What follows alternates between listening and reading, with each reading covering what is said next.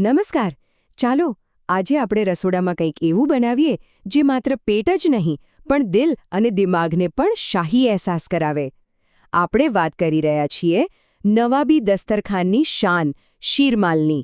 આ કોઈ સાધારણ રોટલી નથી દોસ્તો.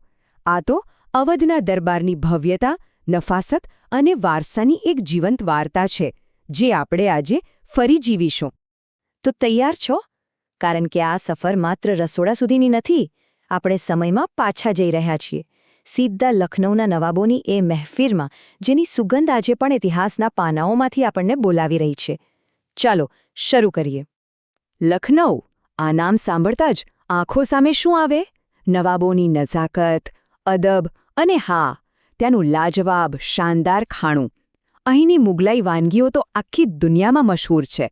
અને આ સ્વાદના ખજાનામાં, શાહી વાનગીઓના ગુલદસ્તામાં શીરમાલનું સ્થાન કોઈ કોહિનૂર હીરાથી ઓછું નથી, ખરેખર.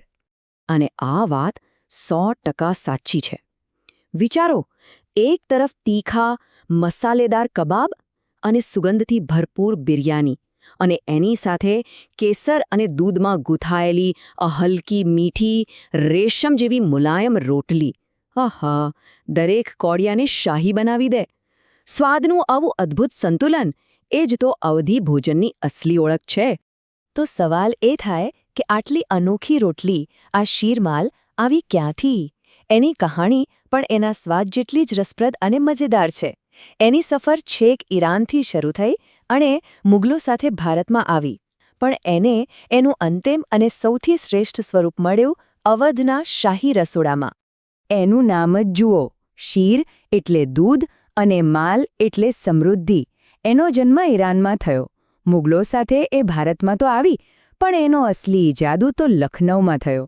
કહેવાય છે કે નવાબ ગઝીઉદ્દીન હૈદરના સમયમાં ત્યાંના શાહી ખાનસામાઓએ એને કેસર, ઇલાયચી અને ઘીથી શણગારીને એવી બનાવે કે એ અવધી ભોજનનું રત્ન બની ગઈ. પછી તો એ નવાબી મહેમાન ગતિનું પ્રતીક બની ગઈ, જે દરેક ખાસ પ્રસંગે દસ્તરખાનની શાન વધારતી. ચાલો ત્યારે, હવે વાતો ઓછી અને કામ વધુ. હવે આપણે પોતે નવાબી શેફ બની જઈએ અને આ શાહી વાનગીને જીવંત કરીએ. આ માસ્ટર ક્લાસનું પહેલું ચરણ. ચાલો જોઈએ કે આ સ્વાદિષ્ટ શીરમાલ બનાવવા માટે આપણને શું શું જોઈશે. જો બહુ લાંબુ લિસ્ટ નથી, સામગ્રી એકદમ સરળ છે, પણ દરેકનું પોતાનું એક અલગ જ જાદુ છે.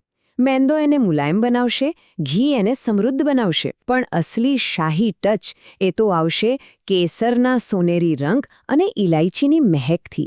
અને હા, જો કોઈને આ વાનગીને થોડી વધુ પૌષ્ટિક બનાવી હોય તો મેંદાની જગ્યાએ ઘઉંનો લોટ પણ ચાલે, અને ખાંડના બદલે ખજૂરની પેસ્ટ કે મધ પણ વાપરી શકાય છે. કોઈ પણ શાનદાર રોટલીનો પાયો હોય છે એનો લોટ, અને શીરમાલનો લોટ તો એની જાન છે. સૌથી પહેલાં બધી સૂકી સામગ્રીને બરાબર મિક્સ કરી લો. પછી એમાં કેસરનું સોનેરી પાણી ઉમેરો. અને હવે અસલી કળા. થોડું થોડું હૂંફાળું દૂધ ઉમેરતા જાઓ અને એકદમ નરમ, મુલાયમ લોટ તૈયાર કરો. ખાસ યાદ રાખજો, દૂધ જરા હૂંફાળો જ હોવું જોઈએ, ઠંડુ તો બિલકુલ નહીં. એનાથી જ શીરમાલની અસલી નરમાશ જળવાઈ રહેશે. સારું, લોટ તો બંધાઈ ગયો. હવે શું? બસ સીધી વણીને શેકી નાખવાની? ના, જરા થોભો. અહીં જ તો અસલી નવાબી રહસ્ય છુપાયેલું છે, અને એ રહસ્ય છે ધીરજ. આ કોઈ સામાન્ય રોટલી નથી. એનું શાહી સ્વરૂપ લેવા માટે થોડો સમય તો આપવો જ પડે. બસ 20 મિનિટ. એને સરસ ભીના કપડાથી ઢાંકીને આરામ કરવા દો. આ 20 મિનિટમાં શું થાય છે ખબર છે? લોટમાં જે ગ્લુટેન હોય છે ને, એ એકદમ રિલેક્સ થઈ જાય છે અને બધા મસાલા એકબીજામાં ભળી જાય છે. આ વૈજ્ઞાનિક પ્રક્રિયાને કારણે જ શીરમાલ તૂટતી નથી અને એકદમ મખમલ જેવી મુલાયમ બને છે. ચાલો, 20 મિનિટ થઈ ગઈ છે. આપણો લોટ હવે શાહી ભોજન બનવા માટે એકદમ તૈયાર છે.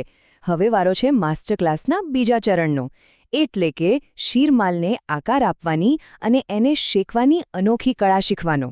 લોટને ફરી એકવાર હળવા હાથે મસળી લો, બસ જરાક જ, અને પછી એના એક સરખા માપના લુઆ બનાવી લો. દરેક લુઆમાંથી એક શાનદાર શીરમાલ બનવાની શરૂઆત અહીંથી જ થાય છે. હવે વણવાની શરૂઆત. યાદ રાખજો, આ પાપડ જેવી પાતળી નથી કરવાની, થોડી જાડી, ભરાવદાર રાખવાની છે.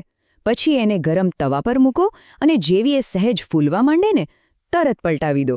અને હવે આવે છે નવાબી ટ્વિસ્ટ. એને ચીપિયાથી પકડીને સીધી ગેસની આંચ પર શેકો. એનાથી જે સોનેરી ગુલાબી રંગ આવશે અને જે સ્મોકી ફ્લેવર આવશે ને, લાજવાબ. પણ 1 મિનિટ, વણ્યા પછી કાંટા ચમચીથી આખી રોટલી પર કાણા પાડવાનું કેમ? આ કોઈ ડિઝાઇન માટે છે કે પછી આની પાછળ પણ કોઈ રસોઈનું વિજ્ઞાન અને શાહી રહસ્ય છુપાયેલું છે? ના રે ના, આ કોઈ ડિઝાઇન નથી. આ તો એકદમ પ્રોફેશનલ શેફની ટ્રીક છે. આ કાણા પાડવાથી શીરમાલ ફૂલીને પૂરી જેવી કડક નથી થઈ જતી. ગરમી બધી બાજુ સરખી રીતે ફેલાય છે અને એ અંદર સુધી એકદમ સોફ્ટ અને બરાબર ચડી જાય છે. જોયું? કેટલી નાની પણ કેટલી કામની વાત છે. આજ તો છે નવાબી રસોઈયાઓની બારીકી. વાહ, આપણી શીરમાલ શેકાઈને તૈયાર છે. સુગંધ તો એવી આવે છે કે બસ. પણ ઊભા રહો, મહેફિલનો અસલી રંગ તો હવે જ જામશે. શાહી ખાણું બનાવવું એક કળા છે, પણ એને પીરસવું એ એનેથી પણ મોટી કળા છે. ચાલો જોઈએ કે દસ્તરખાન પર નવાબી માહોલ કેવી રીતે બનાવવો. જેવી ગરમાગરમ શીરમાલ તવાથી નીચે ઉતરે ને, તરત જ જરા પણ કંજુસાઈ વગર દિલ ખોલીને એના પર શુદ્ધ ઘી લગાવો. અરે વાહ! એ પીગળેલું ઘી જે ચમક અને સુગંધ આપશે ને, એ જ તો છે અસલી નવાબી અહેસાસ. અને હા, એને વધારે સુંદર બનાવવા માટે ઉપર થોડા કેસરના તાંટણા અને પિસ્તાની કતરણ નાખી દો. બસ, સોનામાં સુગંધ પડી ગઈ. હવે આ શાનદાર શીરમાલને ખાવાની કોની સાથે? એની અસલી મજા તો આવે છે તીખી, મસાલેદાર મુગલાઈ વાનગીઓ સાથે. વિચારો, એક બાજુ રીચ નિહારી કે કોરમા હોય, અથવા તો મોંમાં મૂકતા જ ઓગળી જાય એવા ગલૌટી કબાબ, અને એની સાથે આ હળવી મીઠી શીરમાલ.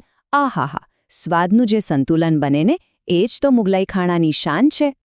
તો હવે જ્યારે આ નવાબી ખજાનાની ચાવી હાથમાં આવી જ ગઈ છે, ત્યારે આગલી વખતે કોઈ મહેફિલ હોય, કોઈ તહેવાર હોય, ત્યારે દસ્તરખાનનો સ્ટાર કોણ બનશે? નક્કી થઈ ગયું ને? યાદ રાખજો, આ બનાવીને માત્ર એક વાનગી નહીં, પણ લખનૌનો એક આખો ઇતિહાસ, એક આખી પરંપરા મહેમાનોને પીરસાશે.